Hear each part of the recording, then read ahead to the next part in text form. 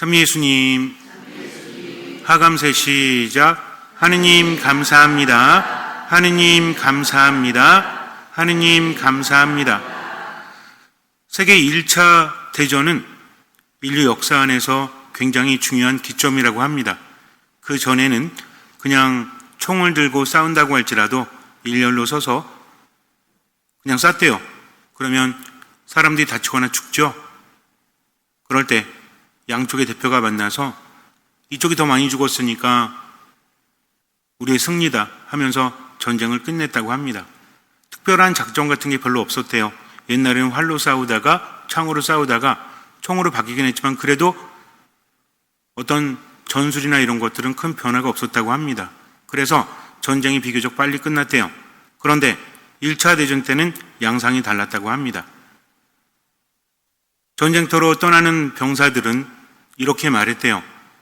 12월 전에 돌아와서 즐거운 크리스마스를 맞이할 거다. 그러니까 좀만 기다려라 하면서 떠났다는 거죠. 왜냐하면 이 전쟁도 빨리 끝날 줄 알았기 때문에.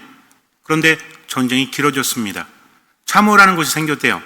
그리고 철조망이 생겨서 이제는 전쟁이 빨리 끝나는 것이 아니라 길어지면서 수많은 병사들이 총상을 입거나 또는 다치거나 해서 죽어갔다고 합니다. 그런데 총을 맞았기 때문에 죽어간 사람보다도 그 상처가 감염이 되어가지고 더군다나 주변 상황이 안 좋죠. 비도 오고 시신들도 쌓여가고 그러다 보니까 감염이 더 빨리 퍼졌다고 합니다. 위생 상태가 안 좋았기 때문이죠. 수많은 병사들이 죽어가는 것을 보면서 의사들은 이런 생각을 했대요. 왜 이렇게 사람이 많이 죽어갈까 하면서 연구를 했더니 포도상규균이라는 것이 상처의 감염을 안 좋게 만들어서 결국은 죽어갔다는 거죠. 그래서 그에 대한 연구를 시작을 합니다. 상처가 생긴다고 할지라도 감염이 되지 않도록 그래서 생명을 살려야 되겠다라고 많은 연구를 했죠. 하지만 포도상규균을 어떻게 없앨 수 있을지 좀처럼 알아내지 못합니다. 그래도 몇몇 의학자들은 또 과학자들은 꾸준히 실험을 했어요. 그러다가 어느 날 알렉산더 플레밍이라는 사람이 연구를 하다가 지쳐가지고 휴가를 떠났습니다. 잠시 쉬었다가 와서 다시 연구를 해야 되겠다. 휴가에서 돌아온 플레밍은 깜짝 놀랍니다. 왜냐하면 포도상규균 배양해 놓은 것을 냉장고에 넣는 것을 잊었대요. 그냥 실온에 놨던 거죠. 곰팡이가 쓸어가지고 못 쓰게 되었다고 합니다. 그동안의 연구가 수포로 돌아간 거죠. 조수가 박사님 어떻게 합니까? 그동안의 연구가 수포로 돌아갔는데요 하면서 옆에서 걱정하는데 그 또한 아연시색해서 이게 무슨 일인가? 내가 왜 사소한 실수를 했지? 라고 생각을 하다가 갑자기 떠오르는 생각이 있었어요. 그런데 포도상규균이 다 죽었지 않은가? 그렇다면 저 곰팡이가 그것을 죽이는 것이 아닌가 하면서 다시 연구를 했다고 합니다. 실수였지만 그때 발견을 한 거죠. 그것이 페니실린이죠. 지금은 항생제가 많이 발달했지만 그때는 항생제가 없었죠. 우리나라의 역사 안에서도 수많은 사람들이 감염이 돼서 죽습니다. 작은 상처 하나가 균 때문에 온몸으로 퍼져나가서 결국엔 죽음을 맞이하게 되었죠. 근데 요즘에는 어때요? 항생제 먹으면 되죠. 소염제 먹으면 되죠. 많이 발달했기 때문에. 하지만 당시에는 그렇지 않았다고 합니다. 그 사람은 연구를 하고 또 연구를 했어요. 그러나 쉬운 것은 아니었죠.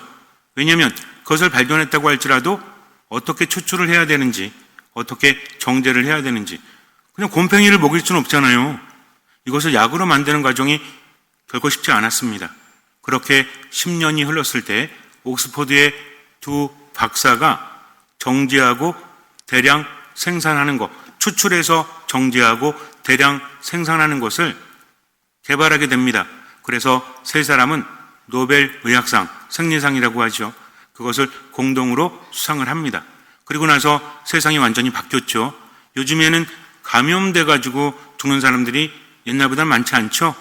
왜냐하면 페니실린이 발견되고 항생제가 개발되었기 때문입니다. 그렇다면 이 사람은 어떻게 그것을 발견할 수 있었을까요? 수많은 사람들이 말합니다. 우연찮게 발견했다. 그런데 만약에 이 사람이 평상시에 연구를 하지 않았다면 곰팡이가 슬었을 때 버려버렸겠죠. 근데 이 사람은 평상시에 꾸준히 생각을 했겠죠. 어떻게 하면 포도 상귀근을 죽일 수 있을까? 그러다 보니까 그것이 푸른 곰팡이에 노출되어서 죽었을 때 놀라긴 했지만, 실망하긴 했지만 거기에서 알아볼 수 있었던 것입니다. 이것이 바로 기회라는 거죠. 그래서 우연히 어떤 사건이 발생한다고 할지라도 보는 눈이 다른 사람은 새로운 것을 보게 된다는 겁니다. 역사 안에서 그런 것들이 굉장히 많아요. 실수로 인해서 새로운 것들이 발견되거나 개발되는 것들이 많다는 거죠. 근데 이것은 결코 우연이 아닙니다. 사건은 우연이겠지만 그 전부터 집중하고 있었기 때문입니다. 아무나 바라볼 수 있는 것이 아니라는 거죠. 그가 그렇게 오랫동안 집중해서 연구하지 않았다면 그 기회를 잡을 수 없었을 겁니다. 마찬가지죠. 우리도 삶을 어떻게 보느냐. 뭔가를 향해서 꾸준히 열심히 살아가는 사람은 실패 속에서도 성공의 길을 발견할 수 있지만 늘 무기력하게 목적 없이 살아가는 사람은 그것을 볼 수 있는 눈이 없다는 겁니다. 이것이 인간의 차이인 거예요. 어떤 상황에서도 무엇을 보느냐. 긍정적인 사람은 긍정을 보지만 부정적인 사람들은 부정한 것을 보죠. 그래서 어떻습니까? 부정한 것이 아니라 부정적인 것을 보죠. 그래서 똑같은 상황이 있다고 할지라도 내 안에 뭐가 있냐에 따라서 세상은 다르게 보입니다. 그래서 자꾸만 어떻게 봐야 돼요? 긍정적으로 봐야 하는 거죠. 인간은 긍정적으로 보지 않으면 모든 것들이 부정적으로 느껴질 수밖에 없어요. 왜 그렇다고 했죠? 나이가 들어가기 때문입니다. 나이가 든다는 것은 은총일 수 있죠. 그러나 나이가 든다는 것은 결국 무엇입니까? 결핍되어져 가는 거죠. 몸도 약해지고 정신도 약해지고 그러다 보니 어때요? 어쩌면 옛날보다는 더 여유로워지고 옛날보다는 더 너그러워진 것 같지만 힘이 없어서 그래. 옛날 같으면 어때요? 젊을 때는 싸워도 보고 부딪혀도 보지만 나이가 드니 어때? 귀찮어. 힘들어. 그래봐야 무슨 의미가 있어? 이거 좋은 겁니까? 안 좋은 겁니까? 별로 좋은 것 같지 않죠.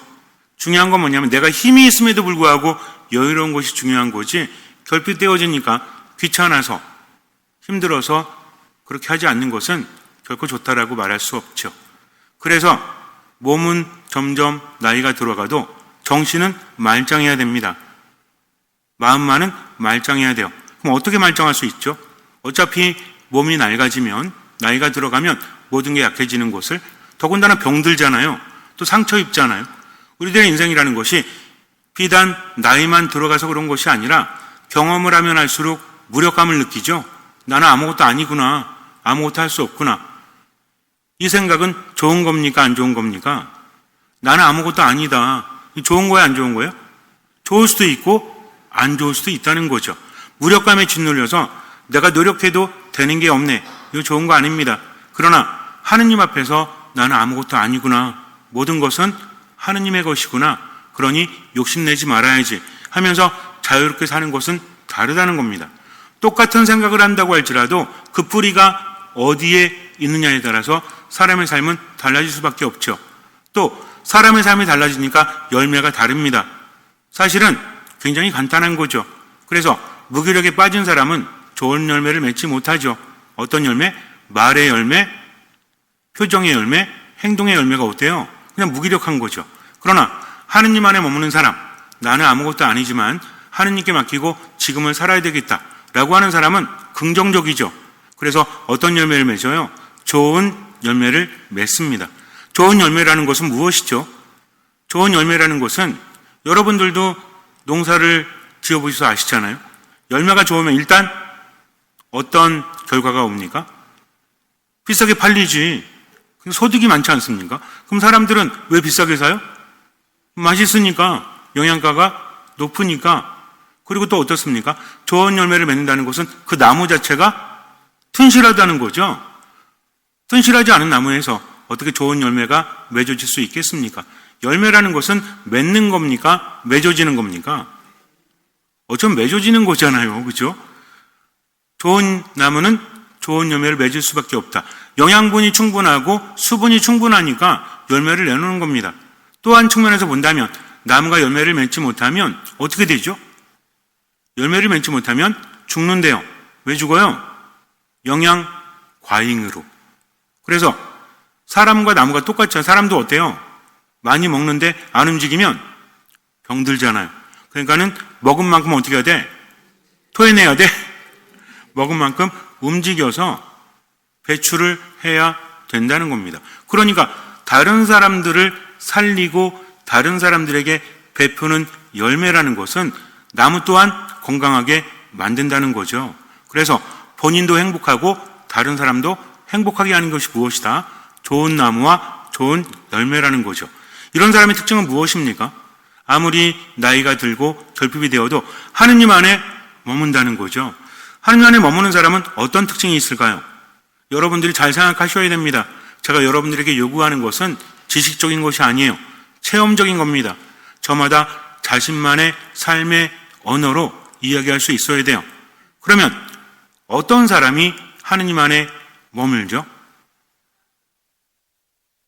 하느님을 믿는 사람, 하느님을 믿는 사람은 뭐가 다르죠? 내 생각과 내 느낌대로 살아가는 것이 아니라 하느님의 말씀을 듣고 그것을 받아들이고 실천한다. 실천하면서 뭐가 뒤따른다? 체험이 뒤따른다.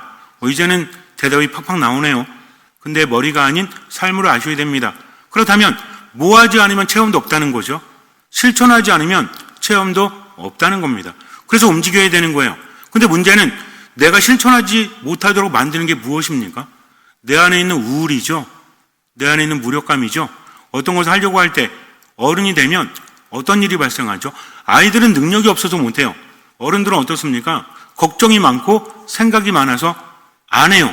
안 하다 보니 못해요. 그래서 새로운 시도를 하지 않고 자기 영역 안에 머물러 있습니다. 그러면 돼요, 안 돼요? 안 됩니다. 이거 신앙 아니에요. 신앙은 뭐죠? 듣고 따르는 겁니다. 근데 아무나 하는 말을 듣는 게 아니라 누구의 말씀을? 하느님의 말씀을, 예수의 말씀을 듣고 따르다 보니까 이 말씀 듣고 따르면 비록 힘들지라도 나는 살 거다. 나는 행복할 거다. 왜? 그 말씀을 따르는 것만으로 하느님 안에 머물기 때문입니다. 이게 중요하다는 거죠. 내가 뭔가를 해서 실패해도 좋아요. 그건 중요하지 않습니다. 왜? 하느님의 말씀을 듣고 따랐기 때문이죠. 모든 것을 맡기는 겁니다. 하느님은요, 내가 따르는 것만으로도 나에게 많은 은총을 주신다. 그래서 우리에게 여러 가지 말씀을 하십니다. 중요한 건 그게 가능한가, 가능하지 않은가 이게 아니라는 거죠. 왜냐하면 예수님께서 말씀하시잖아요. 깊은 데로 가서 그물을 쳐라. 근데 그때 당시에 제자들은 어떤 상태였죠? 밤새 물고기를 잡았고 한 마리도 잡지 못했습니다. 그들은 전문가였죠. 더군다나 고기는 낮에는 잡히지 않아요. 또 고기는 깊은 데서 잡히지 않습니다. 상식적으로 그런 거죠. 근데 예수님 뭐라고 하십니까? 깊은 데로 가서 그물을 던지라고 하죠. 만약에 어부가 아니었다면 그 말씀을 듣고 따라할 수도 있죠. 모르니까. 근데 이 사람도 너무나 잘 알고 있었죠. 더군다나 지금 상태가 어때요? 그물을 손질해가지고 이미 피곤한 상태죠. 그물이 조그만 것도 아닙니다. 굉장히 길거든요. 이거 손질하려면은 되게 바빠요. 더군다나 밤새도록 허탕을 쳐가지고 몸도 마음도 피곤한 상태입니다. 기분도 좋지 않겠죠. 그래서 정리하고 이제 밤에 다시 고기를 잡아야 되겠다. 가서 쉬어야 되겠다. 녹초가 된 겁니다. 그런데 다시 치래요. 말도 안 되는데 쳐봤자 고기를 잡을 수 없는데 그래서 베드로가 뭐라고 하죠? 예수님 이게 말이 됩니까? 피곤해 죽겠는데 자꾸 이렇게 짜증나게 하세요. 라고 해요? 그럴 수 없죠. 감히 예수님께. 뭐라고 합니까? 우리도 그렇잖아요. 여러분들도 봉사하면서 본당 신부가 이거 하면 어때요? 그러면 뭐라고 그래요? 신부님 근데요. 그게 이런 상황이 일어가지고 이렇습니다. 라고 하죠.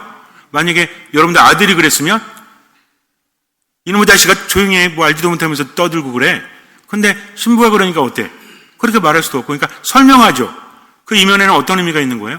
해도 안 됩니다. 그러니까 우리 본당도 마찬가지잖아요. 수원교회에서 제일 작은 본당이고 단체도 없어. 그러니까 무슨 성교는 무슨 성교 유지하는 것도 쉽지 않은데 라는 생각이 들어야 안 들어요? 우리 본당에서 뭘 할 수 있을까? 근데 하느님께서 우리에게 바라시는 건 뭡니까? 네 현실을 보지 말고 나를 보아라. 믿음이란 그런 겁니다. 내 삶을 보는 게 아니라 누굴 바라보는 거죠? 하느님 바라보는 거예요. 내 삶을 바라보면 희망이 있어요? 무슨 희망이 있어? 내가 나를 가장 잘 아는데. 내 자신도 자격이 안 되지만 주변 상황도 안 좋잖아요. 근데 하느님 뭐라고 하십니까? 나를 믿고 나를 따라라. 제가 여러분들에게 자주 말씀드리지만 아브라함도 마찬가지죠. 그 늙은 나이에 하느님께 떠나라고 하십니다. 원래 나이가 많으면 안주를 해야 되죠. 땅을 떠나래요. 그러면서 어떤 약속을 하시죠? 사실 성경을 보면 비슷비슷해요. 베드로에게 그물을 치라고 하신 예수님이나 아브라함에게 밤하늘을 보여주시면서 저렇게 많은 별들처럼 많은 자손을 주겠다 하신 말씀이나 다를 바가 뭐죠? 사실은 아브라함의 약속이 더 불가능하잖아요. 왜? 이미 할아버지니까. 또 부인 사라도 할머니니까. 아이를 어떻게 낳습니까? 그런데도 약속하시죠? 그리고 뭐라 그래요? 내가 시키는 대로 하여라. 아브라함이 처음에 믿었을까요? 믿고 싶었지만 믿을 수 없었겠죠. 그러나 무엇을 통해서? 그분의 말씀을 따르고 그 따름을 통해서 무엇이 주어진다? 말씀을 따랐어요. 하느님의 말씀이기 때문에. 그러다 보니까 뭐가 주어지죠? 말씀을 따르면 뭐가 주어진다고 그랬죠? 내 믿음을 더 깊이 하는 뭐가 주어지죠? 말씀을 따랐어요. 그럼 뭐가 주어집니까? 뭐가 주어져가지고 내 믿음을 더 깊게 만들죠? 그게 뭐예요? 말씀을 따르니까 믿었고 따랐더니 뭐가 주어졌다? 체험이 주어집니다. 체험이라는 것은 나를 변하게 만드는 거죠. 믿고 싶어서가 아니라 체험에 의해서 믿을 수밖에 없는 겁니다. 하느님께서 믿으라고 하시지만 아니 어떻게 믿을 수 있겠습니까? 이게 중요한 게 아니라 하느님을 신뢰한다면 얼마만큼 할 수 있는 만큼 보이는 만큼 따르는 거죠. 그럼 체험을 통해서 내가 변하게 됩니다. 그래서 신앙생활은요 하면 할수록 체험을 통해서 깊어져야 돼요. 그런데 신앙생활한 지 10년, 20년, 30년 됐는데 똑같다? 뭐가 문제죠? 따르지 않았다는 거죠.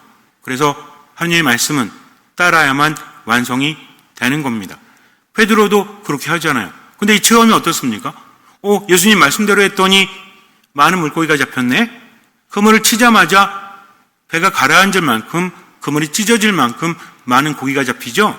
그래서 와서 도와달라고 해가지고 허탕친 다른 배도 와서 고기를 실어서 나오지 않습니까? 그때 베드로가 어떤 반응하죠? 예수님 짱! 대단하신데?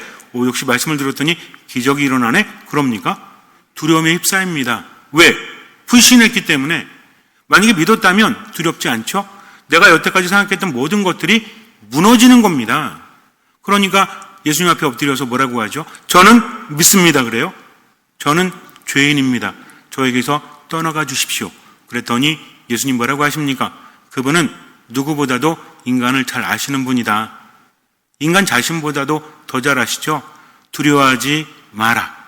너는 이제 사람을 낚는 어부가 될 것이다. 라고 말씀을 하십니다. 그랬더니 베드로와 다른 제자들, 야고보와 요한까지도 어떻게 하죠? 그물을 버리고 배를 남겨둔 채 그분을 따릅니다. 그 순간에 최선을 다한 거죠. 근데 그 다음에 제자들은 완전히 바뀌었어요? 그렇지 않아요. 그 순간에 따랐지만 또 하느님부터 멀어지게 되죠. 자기 생각에 쌓여서. 그러나 또 어떻습니까? 또 체험을 하고 또 깊어지죠. 그래서 믿음이라는 것은 한 번에 깊어지는 것이 아니라 체험하고 깊어지고 체험하고 깊어지고. 그러니까 믿음이 깊어지지 않았다는 것은 뭐가 없었다? 체험이 없었다. 체험이 없다는 것은 무엇이 없었다? 따름이 없었다는 거죠. 그러니까 때로는 두렵고 힘들어도 얼마만큼 할 수 있는 만큼, 얼마만큼 보이는 만큼 하시기 바랍니다. 그때부터 내 삶은 달라지는 거예요. 어느새 좋은 나무가 되고 좋은 열매를 맺게 됩니다. 근데 여기서 차이점이 있어요. 그렇다면 신앙인 사람은 뭐가 다를까? 목적이 있다는 겁니다. 예수님께서 우리에게 하시는 말씀들, 성경에서 자주 들리는 말씀이 뭐죠? 깨어 있어라. 깨어 있다는 게 뭐예요? 졸려 죽겠는데 눈 부릅뜨고 있는 거요? 그럼 언젠가는 또 졸잖아요. 깨어 있다는 건 뭐죠? 우리는 이미 알고 있죠. 10처녀에 비유해서 잠에 든 처녀는 몇 명입니까? 이럴 때 또 5명 그러면 안 되죠. 여태까지 수없이 질문했는데 생각이 바뀌어야 됩니다. 몇 명이 잤어요? 10명 다 잤다니까. 두 번째 문제 아시죠? 그렇다면 등잔을 준비했던 처녀는 몇 명이죠? 등잔도 다 준비하고 있었어. 이게 문제입니다. 아예 등잔도 준비하지 못했더라면 그들은 잠들지 않았을 거예요. 왜 잠들게 했죠? 등잔이 있으니까. 그래서 아주 유명한 말이 있죠. 첫 끝발이 개 끝발이. 처음에 좋은 게 무조건 좋은 거 아니에요. 처음부터 부족함을 느끼고 시간이 있다면 누구나 준비합니다. 근데 우리가 왜 안 변하는지 아세요? 그래도 요 정도 있잖아. 뭐 요거 있잖아. 이거 위험한 겁니다. 이것도 버려야 돼요. 자, 세 번째 문제. 그렇다면 10 처녀 중에서 기름을 준비한 사람이 몇 명이죠? 이게 5명이에요. 즉 사소한 것 하나 준비하지 못해서 그들은 깨어있을 때 당황하게 됩니다. 즉 깨어있다는 건 뭐하고 있는 거다? 준비하고 있는 거다. 뭐를? 사소한 거 하나, 기름을 준비하는 거다. 억울할 필요가 없어요. 이미 할 수 있는 것. 하나님께서 우리에게 바라시는 거는요, 내가 할 수 있는 겁니다. 할 수 없는 것을 우리에게 요구하지 않으시죠? 근데 우리는 어때요? 사소한 거니까 미루죠. 용서해야 됩니다. 얼마만큼? 할 수 있는 만큼. 언제? 지금. 나중에 용서하지 뭐. 그러면 돼요? 안 돼요? 안 돼요. 하나님께서 기뻐하라고 하시면 어떻게 해야 돼요? 기뻐해야 됩니다. 우리가 하나님께서 바라신 대로 산다는 것, 여러분에게 외우라고 제가 말씀드린 데살로니가 1서의 말씀, 하나님께서 바라신 대로 살면 은총 받는다. 그러니까 제발 이렇게 살자라고 하면서 뭐라고 했죠? 예수 그리스도 안에서 어떻게 살아라? 기쁘게 살아라. 기도하며 살아라. 감사하며 살아라. 근데 언제 기도해야 돼요? 뭐라고 합니까? 언제나 기뻐하고 끊임없이 기도하고 모든 것에 감사한다. 언제 하란 얘기야? 지금 하란 얘기죠. 지금. 근데 우리는 감사하지 못하죠. 왜? 돈이 별로 없으니까. 몸이 건강하지 않으니까. 되는 일도 없고 변화도 없으니까. 자기는 움직이지도 않으면서. 그래서 제가 여러분께 그랬죠. 하나님께 기도만 하면 하나님께서는 들어만 주신다. 기도하면서 움직여야 됩니다. 누구의 뜻대로? 하나님의 뜻대로. 얼마만큼? 할 수 있는 만큼, 보이는 만큼. 그래야만 하나님께 전해진다고 말씀드렸죠. 생각을 바꿔야 돼요. 내가 지금 감사할 게 없습니까? 감사할 게 왜 없어? 그래도 밥 먹었잖아요. 채에서 안 먹은 거 말고 없어갖고 못 먹었나요? 옛날에는 뭐 꿀꿀이죽도 먹었다면서요. 꿀꿀이죽 드셔보신 분. 꿀꿀이죽. 옛날에는 다 드셨다는데 그 옛날이 너무 옛날인가? 근데 지금은 그런 걱정 안 하잖아요. 그렇지 않습니까? 옛날에 비해서 먹고 살 게 많이 있어졌죠? 그럼 감사해야 되잖아요. 또 기도하는 것도 뭐야? 저는 기도할 줄 몰라요. 왜 모릅니까? 하느님 바라보는 게 기도인데 그렇게 기도하다 보면 기도도 발전하게 되죠. 어떤 사람이 그래요. 지금 저는요 묵주기도뿐이 몰라요. 맨날 묵주기도하고 근데 이걸로 되나요? 이거를 몇십 년째 얘기하면 어떻게 해요? 기도라는 게 묵주를 돌리는 게 기도가 아닙니다.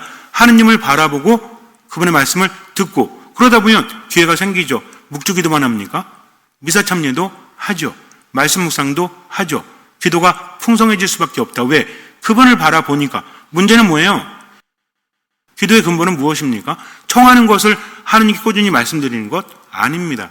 그분은 청하기도 전에 이미 알고 계시니까 기도하면서 그분의 말씀을 듣는 거죠. 그럼 관계가 깊어지겠죠?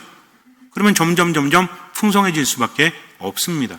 어떤 기도를 하느냐가 중요한 게 아니라 누구에게 기도하는가, 어떤 마음으로 기도하는가, 그거 알면요 하느님께서는 풍성한 기도 방법을 여러 가지 방법을 통해서 우리에게 알려주신다는 거죠.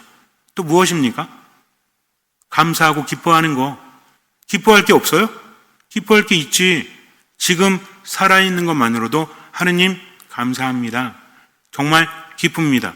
하는 거죠. 성모님도 언제 기뻐하셨어요?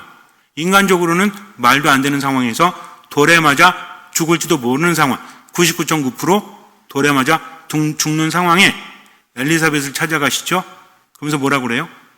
힘들어 죽겠어요. 왜 내가 이런 험한 꼴을 당해야 됩니까? 처녀가 아이를 가지면 맞아 죽는데 저 어떻게 하죠? 라고 합니까? 걱정한다 한들, 염려한다 한들 바뀌는 거 아무것도 없죠? 근데 걱정이 안 될까요? 돌 맞아 죽는데? 근데 뭐라고 합니까? 하느님 생각에 한숨만 나옵니다. 그래요? 하느님 생각에 내 마음 기뻐 뛰노나니 마니피캇 아니마 메아 도미눔 이렇게 말씀하십니다. 그러면서 뭐라고 하셨죠? 피앗. 피앗이 뭐라고 그랬죠? 피앗. 삐약이 아니라 피앗. 제게 이루어지기를 바랍니다. 피앗 미히 세군둠 베르붐 뚜움. 당신의 말씀대로 제게 이루어지기를 바랍니다. 그래서 우리는 다른 건 몰라도 두 개는 외운다. 하나는 피앗이고 하나는 뭐다? 아멘이다. 아멘은 뭡니까? 당신의 뜻이 이루어집니다. 동의합니다. 기도 때마다 하잖아요. 그래서 어떤 기도진 간에 끝에 아멘으로 끝난다는 것은 하느님께 맡기는 겁니다. 근데 10년 동안 기도했는데 안 맡겼어. 돈 맡기라는 게 아니에요. 뭘 맡기라는 겁니까? 생각을 맡기고 마음을 맡기고 내 말과 행동을 맡겼다면 내가 안 변했을까요? 자신은 하나도 안 변하면서 하느님께 왜 안 주냐고 백날 말해봤자 아무 의미 없다는 거죠. 반복해서 말씀드리지만 예수님께서는 믿음을 보시고 너의 믿음이 너를 구원하였다. 알려주십니다. 기적은 하느님께로부터 오지만 그것을 가능하게 하는 것은 나의 믿음이다. 믿음은 뭐죠? 하나님을 신뢰하고 그 말씀대로 따르면서 뭐가 주어지고 체험이 주어지고 믿음이 더 커지고 바로 이겁니다. 그러니까 우리는요 매 순간순간 하느님 바라보면서 그분의 뜻대로 살아갈 수 있도록 준비하는 거다. 이게 깨어 있다는 거죠. 어떤 사람이 깨어 있는 거예요? 아까도 말씀드렸지만 플레밍도 실패 안에서 성공을 볼 수 있었죠. 왜? 꾸준히 집중되어 있었기 때문입니다. 우리에게 필요한 건 집중이에요. 집중. 그러니까 성당에 올 때도 집에 있을 때도 어디서나 끊임없이 집중하는 겁니다. 하나님의 뜻이 무엇이지? 내가 어떻게 살아가야 하지? 하면서 자꾸 집중하다 보면 길이 보이는 거죠. 근데 이런 생각도 안 하면 보입니까? 안 보입니까? 그래서 성당에 올 때도 그냥 시간 됐으니까 성당에 왔다가 끝났으니까 집에 갔다가 그러면 돼요? 안 돼요? 안 됩니다. 아무것도 변하지 않아요. 내가 변하지 않는 거죠. 변하려면 어떻게 해야 돼? 깨어있고 준비해야 되는데 다른 말로 뭐 한다? 집중한다. 깨어있다는 건 어렴풋하잖아요. 좀 모호하잖아요. 그러니까 누구에게 집중한다? 하느님께 집중한다. 언제? 지금 여기에서 나에게 어떤 말씀 하시는지 기본적인 말씀이 있죠. 뭡니까? 언제나 기뻐하고 끊임없이 기도하고 모든 것에 감사한다. 어디 안에서? 미사, 말씀, 기도 안에서. 이건 기본입니다. 요거 꾸준히 하면 하느님이 나에게 말씀하시죠. 야, 슬퍼하지 말고 기도해라. 우울해하지 말고 기도하고 지금 움직여라. 예, 알겠습니다. 당신만 믿고 따라갈게요. 이렇게 집중하다 보면 우리는 졸아요, 안 졸아요? 뭘 안 졸아? 졸지. 그러다가 자요, 안 자요? 잔다니까. 근데 말씀해 드렸을 때 깨는 거죠. 왜? 이미 허리에 띠를 메고 있기 때문입니다. 등불을 켜놓고 있기 때문입니다. 띠를 맨다는 건 어려운 거 아니에요. 등불을 켜는 것도 어려운 거 아니에요. 혼인잔치에 간 주인이 언제 돌아올지 모르니까 밤이 되면 불 켜놓는 겁니다. 초저녁부터.